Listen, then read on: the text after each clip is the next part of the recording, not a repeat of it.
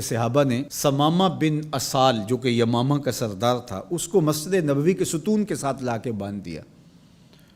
تو آقا کریم علیہ السلام تشریف لائے تو دیکھا کہ ثمامہ بن اسال بندھا ہوا ہے، یمامہ کا سردار ہے، اسلام کا بدترین دشمن تھا اور بہت زیادہ اس نے اسلام کو نقصان بھی پہنچایا۔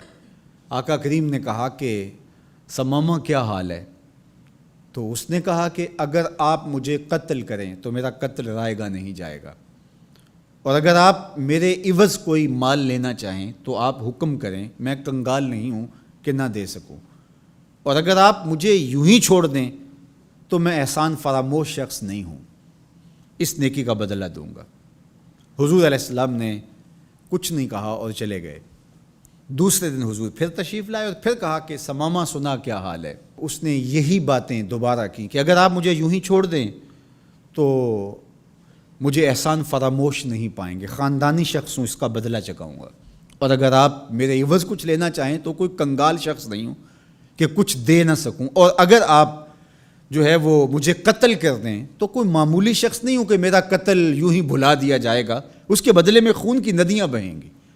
حضور پھر خاموشی سے گزر گئے۔ تیسرے دن حضور پھر آئے اور کہا ثمامہ کیا حال ہے؟ اس نے پھر وہی باتیں کی کہ اگر آپ مجھے یوں ہی معاف کر دیں تو احسان فراموش نہیں ہوں گا، اور اگر آپ مجھے قتل کر دیں تو میرا قتل رائے گا نہیں جائے گا، اور اگر آپ یوں ہی چھوڑ دیں تو پھر اس کے جواب میں میری طرف سے جو رد عمل ہوگا وہ بھی دیکھنے والا ہوگا۔ تینوں دن یہی بات کہی، لیکن حضور تینوں دن اس کی گفتگو سنتے رہے۔ اچھا موقع ہے، ایک شخص آیا ہے اور بدترین دشمن ہے، اس کی کونسلنگ کی جائے، اس کو سمجھایا جائے، لیکن ساری باتیں باتوں سے نہیں ہوتی، کچھ نگاہوں کے فیصلے بھی ہوتے ہیں۔ تیرا علاج نظر کے سوا کچھ اور نہیں۔ حضور نے کچھ نہیں کہا، اور تیسرے دن جب حضور نے کہا کہ اس کی رسیاں کھول دو تو اس کی رسیاں کھول دی گئی، تو وہ باہر جاتا ہے، قدم اندر کو اٹھتے ہیں۔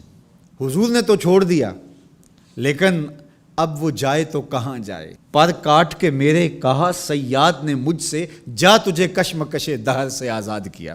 ہر قیدی رہائی مانگتا ہے، اور جب اس کو پروانہ ملتا ہے کہ آج تو جیل سے آزاد ہوگا تو وہ اچھلتا کودتا ہوا باہر آتا ہے اور جیل کے سوگوار ماحول کو چھوڑ کے بھاگتا ہے، لیکن جو زلف رسول کا قیدی ہوتا ہے وہ کبھی رہائی چاہتا ہی نہیں ہے۔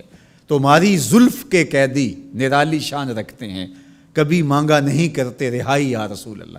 اب وہ باہر چلا گیا اور غسل کر کے پھر پلٹ آیا اور حضور علیہ السلام کے ہاتھ پہ بیعت اسلام کرتا ہے۔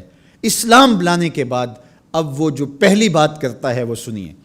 وہ کہتا ہے حضور مجھے سب سے زیادہ اگر کوئی برا دین لگتا تھا تو وہ دین اسلام تھا، لیکن اب میری کیفیت قلب یہ ہے، جتنا پیارا دین دین اسلام لگتا ہے کوئی اور دین ہے ہی نہیں، اور جتنے بھی دنیا پہ شہر موجود تھے مجھے شہر مدینہ ان میں سے معاذ اللہ اچھا نہیں لگتا تھا، لیکن اب میری کیفیت یہ ہے جنوں ویکھ کے اکھیاں ٹھر دیاں نے، جنوں ویکھ کے ٹھردا سینہ ہے، ربا تیری ساری خدائی وچوں بس اکو شہر مدینہ ہے۔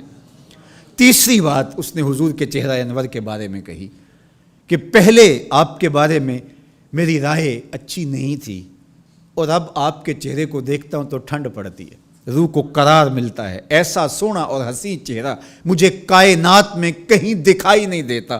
مکھ چند بدر شاہ شانی ہے، متھے چمک دی لاٹ نورانی ہے، کالی زلف تے اکھ مستانی ہے، مخمور رکھی ہن مد بھریاں۔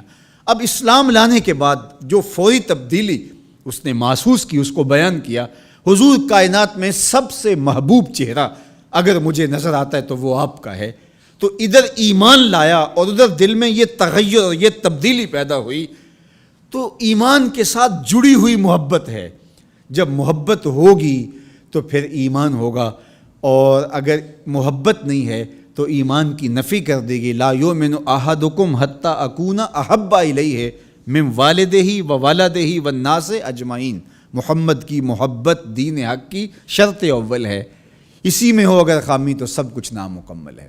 تو محبت حضور علیہ السلام کی یہ تقاضۂ دین ہے، یہ منشأ ایمان ہے۔